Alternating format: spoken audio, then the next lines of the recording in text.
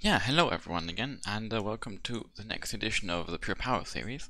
This time we're going to talk about Karelia. I feel like in Karelia, most things which are valid for one side are also valid for the other, but I'm going to focus on side 2, because otherwise it's just going to get too long. And yeah, there's not going to be tactics you're going to see many videos of, just because I didn't get to play Karelia much in the campaign, or generally in camels recently. I think there are 1 or 2 videos already uploaded. But yeah, let's just kind of jump into it, right? So Karelia is a bit, again, like many maps really at the moment, it's going to be a recurreme theme on a bunch of them, especially if you look at it from a clan wars point of view. Map which can be easily divided into like the southern side, which basically consists of this, which gets dominated by the hill. The northern side, which basically consists of this area with the 2 roads going there. Since this is basically just useless. And I guess the middle, which can be used for spotting, but not much else. And 2 bases which are actually very defensible, both bases. Like that's really which really marks out Karelia compared to many other maps, I would say. That it's super easy to defend your bases from both angles and from any angle. Since basically from whatever side you come, you keep going uphill. So there's always hold downs further above. And some crossfire angles you can set up, and there's always some good positions like the rocks here and then there's some random. There's not many bushes, right? But there's like 1, 2, 3 which are enough to yeah, go behind and shoot stuff and so on. So what I would do, or what I do on this map is, first of all, just get vision of the enemy, and for that, the cheapest way in sense of using the least tanks while giving you all you need to know, I would say is by doing, let's go red, 1 bat chat here, 1 bat chat here, and probably in the current meta T100 if you've got a good T100 player. Otherwise it can also be a bat chat going somewhere in the middle. I haven't played this map a lot, like I said, so I don't know exactly what are the best bushes in middle and stuff like that, which I guess I would if I would play it a lot. So if you play this map a lot in Clan Wars, find that kind of stuff out, otherwise trust your best players. That's usually how I do it. Anyway, yeah, basically this bat chat from here can spot this, and this bat chat here can spot, I think this, maybe even, yeah, just that, I think. But yeah, by doing that, as long as you don't have the worst spawns, you're able to get vision of where the enemy is going. This bat chat will probably get pushed away quite easily, like if they go for the side. Most likely you're just going to know that they're going to have 3 for mediums or something, and you're not going to be able to stay and see what's coming behind, so that's always a bit tricky, but that's the way it is. Recently Wargaming added the ramp up here, which allows you to drive up on the side with tanks, and you can see some tactics doing that for one, like teams which decide to take the hill by sending maybe, I don't know, let's say 5 bat chats here and then a lot of mediums this way.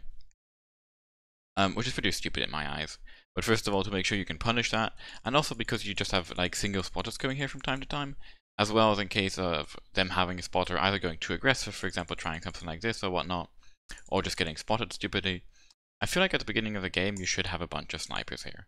It's a bit random, but I'll come back to it why also, but you don't really need them anywhere else. I'm going to start by just putting, let's say, 4 907s, we can adapt the tactic as we're going, right? But yeah, first of all, they're able to get some snipes into this general area, plus even this, again, spotting too aggressively, right? And anyone driving up here. And also, if your bat chat here gets pressured, if they take this, right, your bat chat's going to run away.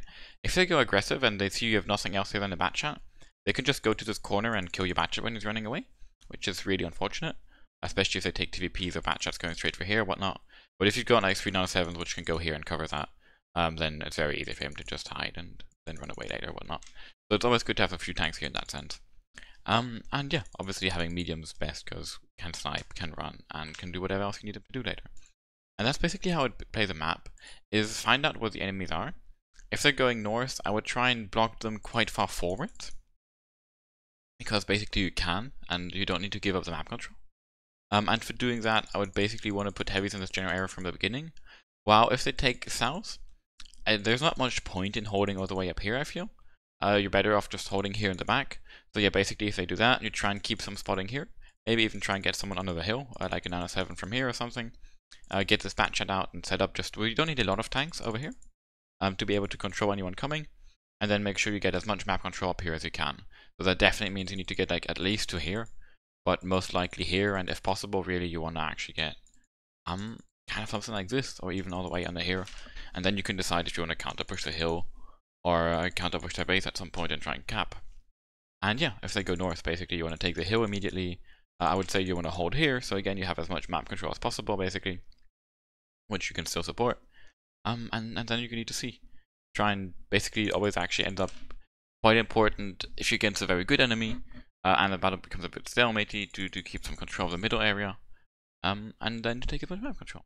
So to do that, basically the way I would do it is, you've got the mediums here, right, which can snipe at the beginning, and in case you see the enemies going like full YOLO rushing here, and we're going to have some tanks here, they can quickly come here or here or here and just snipe and support. And in case the enemies are pushing here, they're quickly back in the base and the hold down, and they have all this to shoot in the same way, so you're perfectly fine. And if you see the enemies maybe a bit more split up or whatnot, you can also quickly use these mediums, and like luckily from here you really are very fast getting up on the hill, in case your batchat sees there's not much there, and you think you can do that. So we've got that there. And then we need some tanks to secure the north here. And I would think that in the best tanks in the front are going to be I7s, because they just have the most armor. They've got the best turrets, and last but not least, they also take the least damage from RT of all the like kind of fast tanks. I don't think that Karelia, or I'm actually quite sure, Karelia is just not a map for super conquerors, they're just too slow. Maybe if you really want, you can use one or two, but in general I wouldn't use any. And same goes for anything else which is slower. So as far as heavies are concerned, we're going to stick to 113s, 5As, and I7s as like the options. So I would put 2, maybe even 3 I7s, depending on what you want. Let's just put 2 for now. 2 I7s which go here next to the rock. They can easily go here and hold down to spot all of this if it's needed. And if they really get pushed, or like if there are a lot of enemies here, they might be better over here so you don't get shot in the side, and you're a bit safer from RT here, right? Than here, because here RT can like shoot from there. But something like that, like something like 2 I7 in the front. And so you can also take a bit of map control quite quickly. You don't want to have just 2 I7s, I would say. I would add 2 more heavies, which let's just go 5A or 113. I would probably use 5As myself, but I don't think that really matters, which would hang somewhere behind. Like either hang here, or if the maybe also move up to here quite quickly, and the I7s are a bit more poking, and even have them as a group of 4. But in general, like if it becomes stalematy, basically try and have the I7s poking, and hide the 5As so that the 5As can't get shot by RT or the 113s. I think that's a pretty good start for that. And just to make this clear, right, this is very close to what I played in the campaign, and then just trying to propose you, how I would approach this map and what I would think would be the best strategy, but I'm trying to do it in an explanatory way, which is why I guess it feels as if we were building, but it's not as if I actually have no clue of this, right? Karelia is obviously a map you want to run RT, and I would say you want to run around a GC, because although it's a very open map in one sense, there's a lot of areas RT can shoot, there's also a lot of very high mountains, if that makes sense, like here and here and here. Even here is either quite tall, and here, and even these rocks, right? They're not small rocks, some of them are really quite high. So yeah, having the extra angle of a GC is really worth it. And although, trust your RT players on that too, always trust your RT players.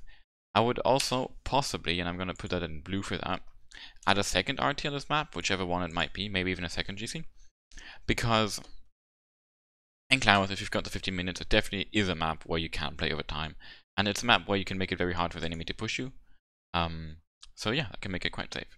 But then you really are forced to play on time, and you can't play aggressive.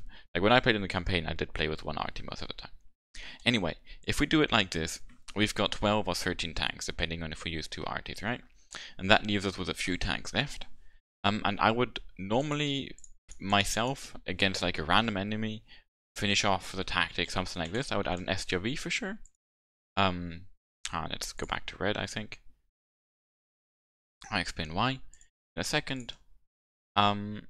We can also start there with the mediums. I would add 1 more 907 actually. I put 4, but I would personally put 5. And then I would probably depend on situation, and I'm not even going to put an icon down. Either I would add a third I7 here to the front. Want to be a bit more beefy there if I'm worried they're going to push through there. If I'm really, depending on the players I have on and whatnot, right? If I have a lot of really good batchat players, this is definitely a map where I could play with 3 batchats on a T100, maybe sending a second batchat down here or up here at the beginning, but yet to be able to take this more quickly and just be able to rotate faster. I might take a second RT, like that's one of the options. And if I really have no clue or don't know what else, I could also just take like 1 more medium, and then go from there. And then basically, yeah, the idea would be that if the enemies push over here, right, you get the I7 in the front and the 5As a bit behind. you get the SJV to snipe here, and then you make sure you take this with at least this batchat and a few of the mediums, and possibly even this batchat. I don't think you should stay there much. And you need to choose right how many mediums you send to take the hill, and how many mediums you send to just go here to make sure this is safe. That you're going to decide depending on how much you see here, what you know of the enemy, and just how aggressive they're posturing, right? Are they standing here, or are they staying back here, and stuff like that. Then decide, try and quickly take this map control. It's super important if you take this area, without having your entire team there, obviously, right? That you keep one batchat basically here, or a medium, doesn't really matter. But at one of these positions, which allows you to really spot all the way to this corner and all the way down here. So if they counter push, you've got all the time in the world to decide to send these tanks here, maybe even, or just drop down, or create the best crossfire possible, or whatever. Like, you really have all the choices at that point, right? Take all this map control, and then staying back here is completely viable. Stuff like that. But just make sure that you react in time. And yeah, if they would play on the other side down here, basically, I would send probably at least 2 of the heavies back, if not all of them. Hold this preemptively with some of the mediums. Yeah, I would probably like keep the 2 I7s there, tell them to poke a bit with like the batchat. And like have 2 mediums go over straight away. Have the 5As or the 2 I7s, doesn't really matter, like 2 of them come back to base. Set up defensively over here, along with the Striff. Have like a couple mediums also hold this and, you know, like defend the batchat while he's running away. Until kind of the 5As are there and the batchat's kind of gone and whatnot. At that point, later on you would have, let's put down the icons real quick just to give you like a rough idea how it might look, right? But kind of as step 2, not even the end, but 2 5As here, maybe like keeping 9 or 7 in the bushes here, or maybe the batchat, kind of depends on the situation. The Striff sniping from like wherever he wants in base, right? He needs to have like freedom to do that. Then you keep your T100 in there, and you try and take the north with your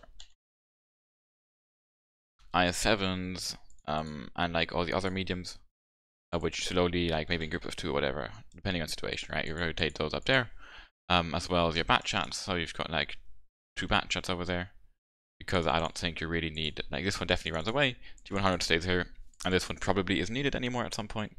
And then from there, you would hold this, maybe try and even get a spotter back here and here at some point, maybe try and get a spotter under here, like that's really something to consider, depending on the situation, in addition of the T100, could be a 907. And then, yeah, try and get this maybe, think you have an opportunity, for example, either by rushing in the I7s, or you might also really play more mobility, and actually end up sending all your heavies back down here, and having only the mediums and the Striff and the batchats, like all the fast tanks here. Then, for example, yodeling in with a T100 or a batchat, and trying to see if you can get any spots on other snipes. And if you do see that the entire enemy team is defending here, then you can always move up with your heavies here and like quickly rotate with at least most of your mediums and all your batchats to help take that, and just defend there with, you know, 3 down to 7s, or 1 SJV or something like that.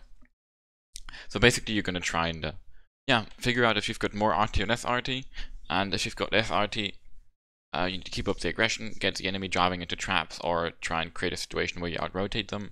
And you need to constantly get information, even if you take some damage for it, because that's the only way you're going to go and know where to go and where to push when. And if you've got more RT or better RT than the enemy, you just think you're going to be better, you want to make sure you keep the pressure up and you keep spotting the enemy, because otherwise you can't really work and you kind of are able to keep trading. But you want to stay defensive and just try and encroach, like whenever they fall back somewhere, you know, try and move up a bit. For example, if they're here, and then you put some pressure over here and you see that they fall back here, and you see them kind of running here, try and get forward and just take this position or these positions, without actually, you know, much action happening, and kind of keep forcing them back in a way like that. So you can keep RTing them and spotting them, and stay in contact, if that makes sense. I don't know, I hope this helps a little bit for how to play Karelia. It's definitely a complicated map to play. Definitely the easy tactics to learn are just YOLO hill in some way or other with mediums and heavies, right? Or kind of do the same going up here with all your tanks and leaving just 1-2 spotters here. And those can definitely be very strong tactics or strategies, don't get me wrong. But yeah, I think if you really want to be able to control the battlefield and make sure you can win in case anything happens, you would, or I would, currently play something like this as a general idea, and then adapt things like the exact composition and amount of heavies, the exact composition and amount of RTs, whether I take TDs or not, and what amount, or maybe a TVP here or there, depending on the meta, right, if there's more mediums.